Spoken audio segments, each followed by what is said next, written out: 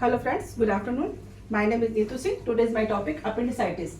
आज हम बात करते हैं अपेंडिक्स के बारे में। आप लोगों ने सुना होगा कि इस मरीज को अपेंडिक्स का अटैक आया है, या हमारे को रिलेटिव को अपेंडिक्स का अटैक आया है। तो आज हम बात करते हैं कि अपेंडिक्स होता क्या है। अपेंडिक्स हमारा बड़ी आंत का सबसे शुरुआती पार्ट होता है, जो हमारी बड़ी आंत से एक साइड से जुड़ा हुआ होता है और एक साइड से बंद होता है। ये कभी कभी बड़ी आंत और छोटी आंत को जोड़ने के काम में भी आता है। इस जो अपेंडिक्स के अगर हम खोल के देखेंगे तो उसमें एक म्यूकस क्रिएट करता है। मतलब इसमें अगर स्टूल भी कभी कभी आ जाता है तो बाहर चला जाता है, और उसमें म्यूकस भी कंटिन्यू बनता है और मतलब बड़ी आंत से छोटी आंत में अंतर आता जाता है। तो ये तो हो गया हमारा अपेंडिक्स। अब हम बात करते हैं कि अपेंडिक्स में अपेंडिसाइटिस की कैसे होता है। आज हम उसके बात करते हैं कॉजेस के बारे में। तो उसके सबसे पहले कॉज आता है ब्लॉकेज। जैसे कि अपेंडिक्स में अगर कोई ब्लॉकेज होता है, जैसे कि ये हमारा अपेंडिक्स है, अगर इसमें हमारा कोई म्यूकस सिक्रेट कर रहा है, अगर जैसे म्यूकस थिक हो गया और थिक होने के बाद में वो वहां से वापस नहीं जा पाए बड़ी आंत में, तो क्या होता है वहां पे वो ब्लॉकेज कर देता है। या कोई स्टूल हमारा बड़ी आंत से होकर के उसमें जाकर अपेंडिक्स में फंस गया, वहीं पड़ा पड़ा वो ड्राई हो गया, सूख गया, तो वहां पे क्या होगा, वो ब्लॉक हो जाएगा। तो वहां पे वो जो टाइम होता है उस टाइम को हम बोलते हैं अपेंडिसाइटिस, यानी कि वहां पे अपेंडिक्स ब्लॉक हो गया और अपेंडिक्स में प्रॉब्लम शुरू हो गई है।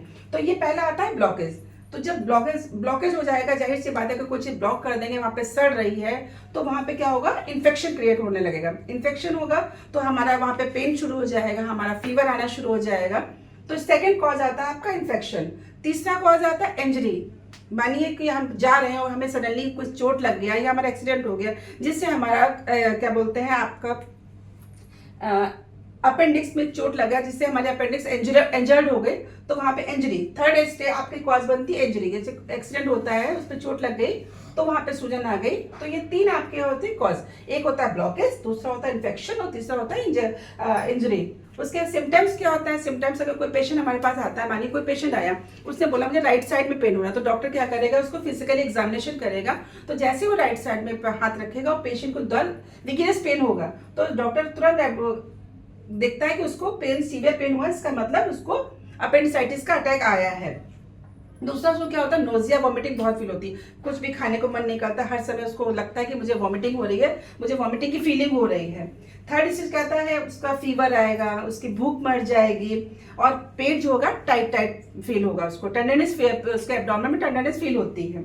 ये तो क्या है, पहला कॉजेस आ गया, दूसरा सिम्टम्स आ गया, और अब स्टेजेस क्या होती है। अपेंडिसाइटिस की 4 स्टेजेस होती हैं। फर्स्ट स्टेज होती है एक्यूट अपेंडिसाइटिस। जैसे कि सडनली दर्द हुआ, हम डॉक्टर के पास गए, तो उसको हम बोलेंगे एक्यूट। मतलब आज हमारा दर्द हुआ है, हम डॉक्टर के पास में, डॉक्टर ने डायग्नोस किया, तो उस समय जो पेन हो रहा है वो उसको हम एक्यूट अपेंडिसाइटिस बोलेंगे। उसके बाद डॉक्टर ने उसको मेडिसिन दे दिया, पेन किलर दे दिया, एंटीबायोटिक्स दे दिया, उससे उसका दर्द सबसाइड हो गया, तो वो पेशेंट का रिलैक्स हो गया, उसको पेशेंट को आराम मिल गया, तो वो पेशेंट घर चला गया। तो कभी कभी होता है कि उन मेडिसिन से काफी लंबे टाइम तक उसको पेन का, अपेंडिक्स का दर्द का अटैक नहीं आता है। और दोबारा ऐसा होता है कि कभी कभी उसको फिर से रिकरेंट अगर पेन हुआ, उसको अपेंडिसाइटिस का पेन उठा, तो उसको उसमें जो स्टेज होती है सेकेंड वाली, उसमें क्रोनिक रखते हैं, यानी कि उसको बार बार अटैक कर रहा है, तो वो क्या हो जाएगा, अपेंडिसाइटिस एक्यूट न रह करके वो क्रोनिक अपेंडिसाइटिस हो जाएगा।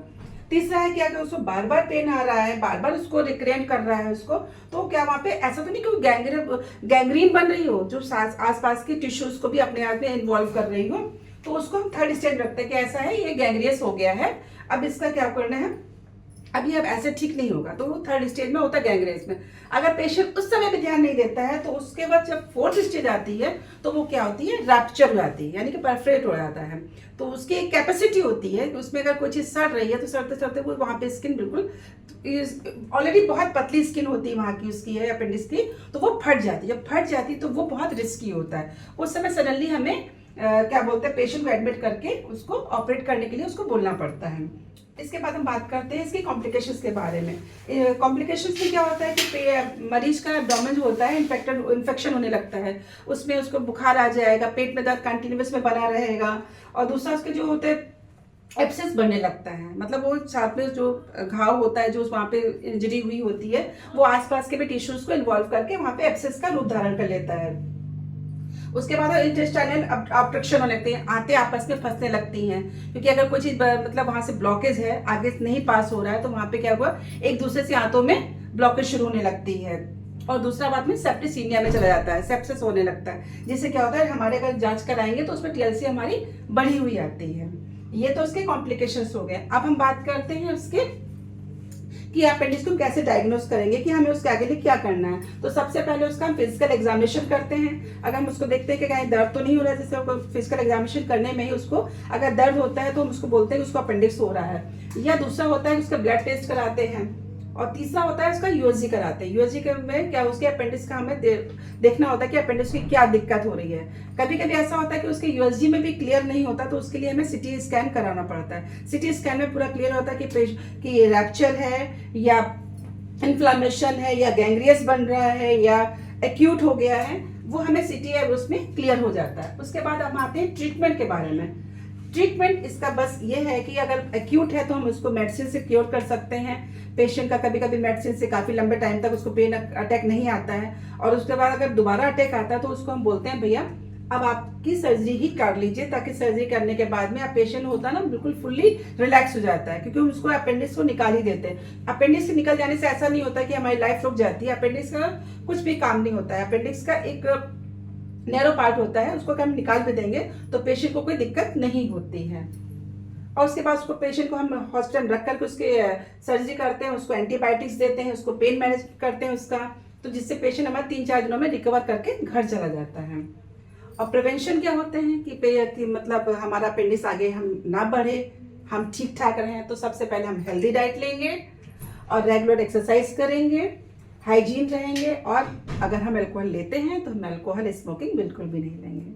Thank you.